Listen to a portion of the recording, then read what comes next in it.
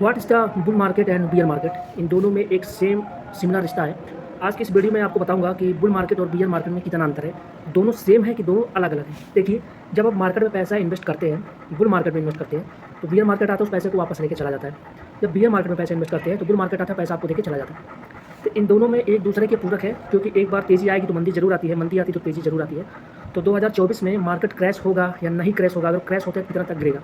तो मैं आपको बता रहा हूँ कि अब बियर मार्केट का सीज़न खत्म हो चुका है, अब बुल मार्केट का सीज़न चालू है। मार्केट में प्रॉफिट बुकिंग चल रही है, इसलिए मार्केट 2 दिन से गिर रहा है। अभी मार्केट 2 दिन और गिरेगा। हो सकता है सोमवार को मार्केट एक फ्लैट चालू हो। फ्लैट का मतलब न पॉजिटिव न नेगेटिव, बीच में ही अटका रहा है मार्केट। लास्ट में जाकर पॉजिटिव हो सकता है, लास्ट में जाकर नेगेटिव हो सकता है। मार्केट में रैली 1 हफ्ते के बाद आएंगे। एफआईडीआईज ने अपनी होल्डिंग पोजीशन काट दी है, प्रॉफिट बुकिंग चल रही है, इसलिए मार्केट अभी गिर रहा है। बजट के बाद अगर जो मार्केट के अनुकूल बजट होता है तब तो मार्केट चढ़ेगा, बजट के अनुकूल मार्केट विपरीत होता है तो मार्केट वहाँ गिरेगा। मार्केट गिरने का मतलब यार ये नहीं है कि मार्केट गिर गया फिर उठेगा, नहीं, मार्केट गिर के फिर उठेगा। लेकिन पैसा अगर आप लोग इन्वेस्टमेंट है, स्टॉक में है या किसी फंड में है, तो पैसा बना के रखिए। जिनका भी प्रॉफिट हो चुका है पोजीशन को स्क्रैप कीजिए, अपना प्रॉफिट बुक कीजिए। और मैं आपको बता रहा हूँ कि मार्केट इस समय सीजनली बुल मार्केट का है। 2024 में जो पैसा लगाया 2025 में वो पैसा प्रॉफिट में ही जाएगा, निगेटिव कभी नहीं होगा। और मैं आपको पिछले वीडियो में पहले ही बताया था कौन से सेक्टर चलेंगे। तो इस समय इंफ्रा के सेक्टर में काफ़ी तेज़ी होने वाली है, क्योंकि जब से बीजेपी की सरकार आई है इंफ्रा पर विशेष ध्यान दिया जा रहा है। इंफ्रा में जो लोग कॉन्ट्रैक्टर का काम करते हैं, सड़कों का काम करते हैं, मकान मैकेनिकल का जो काम करते हैं, ऐसे सेक्टर की ऐसी कंपनियां चलेगी। मैं किसी भी कंपनी का नाम नहीं लूँगा, लेकिन जो लोग नए हैं, बिगनर है, जिनको समझ में नहीं आ रहा है कि इस सेक्टर, मान लीजिए इंफ्रा की मैंने बात की, इंफ्रा में कौन सा सेक्टर, इंफ्रा में कौन सा शेयर चलेगा, कौन सा नहीं चलेगा, इसके लिए एक इंफ्रा का इंडेक्स होता है। ये इंफ्रा का एक म्यूचुअल फंड होता है। तो आप किसी टॉप म्यूचुअल फंड या एक इंडेक्स को पकड़िए, उसकी होल्डिंग होती है, उनकी होल्डिंग में से ऊपर से लेकर नीचे तक के बीच में, ऊपर से लेकर बीच के 10 के स्टॉक सेलेक्ट कीजिए। उन 10 स्टॉक में जो आपको अपने एनालिसिस के अनुसार जो आपको अच्छे लग रहे हैं, उन स्टॉक को बाय कीजिए और उसको होल्ड कीजिए और पैसा आपको बना के देगा।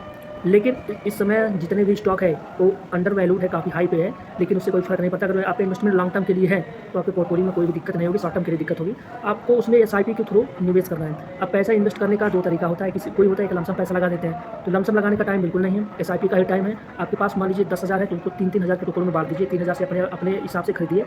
अगर आपको लगता है कि मेरे खरीदते ही या खरीदने के 1-2 दिन के बाद वो शेयर चलना शुरू हो गया, ठीक है, तब आपको पैसा, आधा पैसा उसमें डाल देना, आधा पैसा होल्ड रखना है, क्योंकि आगे जाके प्रॉफिट बुकिंग होगी। जो नीचे लेवल पे बाई की है उनका प्रॉफिट बुकिंग होगी और वो ऊपर जाके सेल करेंगे। जब वहाँ से वो वापस गिरेगा नीचे, तो आपका जो पैसा बचा है आप उसको एवरेज करके होल्ड करके बैठेंगे। फिर उसी लेवल पे जब वो जाता है तो आपको प्रॉफिट दे देगा। अगर आपको निकलना है तो वहाँ निकल जाइए, अगर होल्ड करना है तो आप होल्ड कीजिए। ये चीज़ पहला हो गया। दूसरा चीज़ है ऑटो कंपनी बहुत तेज़ी से चलेगी। ऑटो कंपनी में क्या चीज़ है, ऑटो सेक्टर में अब गाड़ियाँ जो है ईवी लॉन्च होने वाली, बैटरी से चलने वाली है। तो ऑटो सेक्टर में आपको स्टॉक ऑटो का इंडेक्स है, नहीं समझ में आ रहा है तो ऑटो का इंडेक्स म्यूचुअल फंड है, इंडेक्स है, और उसमें 10 स्टॉक की होल्डिंग है। जो आपको समझ में आ रहा है अपने हिसाब से अपने एनालिस्ट के तौर पे उसको बाय कीजिए। ये ऑटो का इंडेक्स हो गया।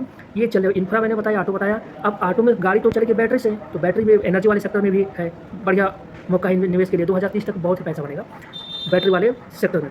तो मैं अब बैटरी वाले सेक्टर में बहुत सारी बैटरी है, लेकिन मैं आपको रिकमेंड तो नहीं करता, लेकिन टॉप एक्साइड बैटरी है, हमारा राजा बैटरी है। इन दोनों को आपको टॉप सेक्टर के है, जो भी समझ में आ रहा है आप अपने हिसाब से बाय कीजिए, होल्ड कीजिए, आपको पैसा बना के देगा।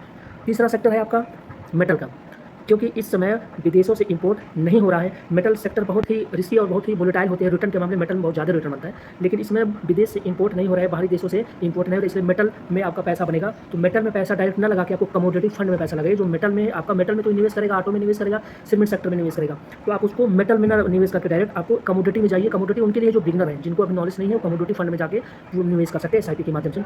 जिनको निवेश करना है, इस समय रिटायर पे जिंदाल स्टील है। जिंदाल स्टील अभी बहुत ही सस्ते प्रीमियम में है, आप जाके देखिएगा 800 के करीब जिंदाल स्टील का अभिभाव है। जिंदाल स्टील 1200 जाने वाला है, बहुत जल्दी जाने वाला है 1200 के लेवल के आसपास।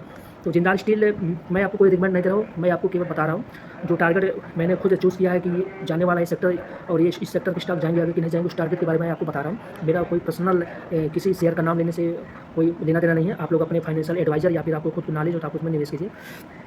तीसरी बात मैं आपसे कह रहा हूँ कि मशीनरी लाइन में बहुत तेज़ी होनी, सबसे बड़ी बुल मार्केट तेज़ी होने वाली है मशीनरी लाइन में। डिफेंस में, डिफेंस के जो सेक्टर है मशीनरी लाइन में बहुत तेज़ से भागने वाले हैं। 2030 तक बहुत पैसा बनेगा। जो सही समय पे एंट्री लेता है और सही समय पे एग्जिट लेता है तो जो पैसा बनेगा। डिफेंस में लंबे समय तक रहोगे तो पैसा निगेटिव रहेगा, पॉजिटिव में कभी नहीं जाओगे। डिफेंस में शॉर्ट टर्म में पैसा धीरे धीरे बुकिंग होता है। जैसे आपको प्रॉफिट बना बुक कीजिए, बढ़ जाइए, क्योंकि डिफेंस में जैसे पैसा बनेगा लोग वहाँ से प्रॉफिट बुकिंग करना शुरू करेंगे, वो इंडेक्स से नीचे आएगा, फिर आप बाय कीजिए। आपको उसमें चर्निंग करना पड़ेगा, लॉन्ग टर्म के लिए आप बन नहीं सकते। डिफेंस में बहुत वोलेटाइल होता है, जो पेशेंस रखेगा वही पैसा बनाएगा, लेकिन एंट्री जिसकी सही होगी वही लास्ट में पेशेंस रख के वही पैसा बना पाएगा और दूसरा कोई बना नहीं पाएगा। मेरा न्यू टाइप है आज़ाद इंजीनियरिंग। इस शेयर के बारे में मैंने अभी जितने भी 2-3 शेयर के नाम लिए, मैंने किसी के बारे में नहीं कहा इसको बाय कीजिए। मैंने यही कहा कि ये शेयर चल सकता है आगे चल के, आप लोग अपने एनालिसिस के हिसाब से काम कीजिए। लेकिन आज़ाद इंजीनियरिंग के बारे में मैं आपको बताना चाहता हूँ। आज़ाद इंजीनियरिंग जब से IPO 28 दिसंबर के बाद से IPO का, जब से आज़ाद इंजीनियरिंग में IPO आया है, वो बहुत तेज़ी से भागा है। अपने इन्वेस्टर को पैसा तकरीबन मान के चलिए 2.5 गुना कर चुका है। अभी वो 2082-80 का हाई जल्दी आज़ाद इंजीनियरिंग मार्केट 1600 के आसपास, 1630 या 1650 के आसपास है। इंट्राडे की नज़र से देखते हैं तो आज़ाद इंजीनियरिंग जो है ₹50 का पर डे का ये टॉप मारता है।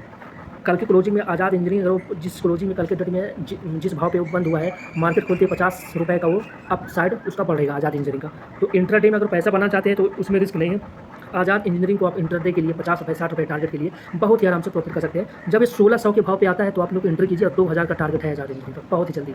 विदिन 1 मंथ के अंदर अंदर 2000 का टारगेट है आज़ाद इंजीनियरिंग का। अभी ये प्रॉफिट बुकिंग चल रही है, ₹2088 से गिर के 1600 कि 1630 से 32 से, मुझे क्लियर तो पता नहीं क्योंकि अभी कल के डेट में क्या क्लोजिंग हुई मैंने उसको तो नहीं देखा है। तो आज़ाद इंजीनियरिंग जाने वाला 2000 तक, लेकिन इसमें भी निवेश करने से पहले आप लोग अपने फाइनेंशियल एडवाइज़र से सलाह लीजिए, तभी मार्केट में निवेश कीजिएगा। और इस वीडियो के अंत में मैं आपको बता रहा हूँ, मैंने जिन भी शेयर का, जिन भी सेक्टर का नाम लिया, सेक्टर तो चलना है, जो भी सेक्टर का नाम लिया आप उसको नोटिस कीजिएगा, वो चलेगा। शेयर मैंने जो भी शेयर के बारे में आपको बताया है वो भी चलेगा, बट उसमें अंतर इतना है, एंट्री का पॉइंट का होना चाहिए, आपको पता है। अगर एंट्री का सही पॉइंट मालूम है तो आप एग्जिट बड़े आराम से कर सकते हैं, प्रॉफिट आपको बना के देगा। तो वीडियो समझ में आया तो लाइक कीजिएगा, चैनल के साथ बने रहिए।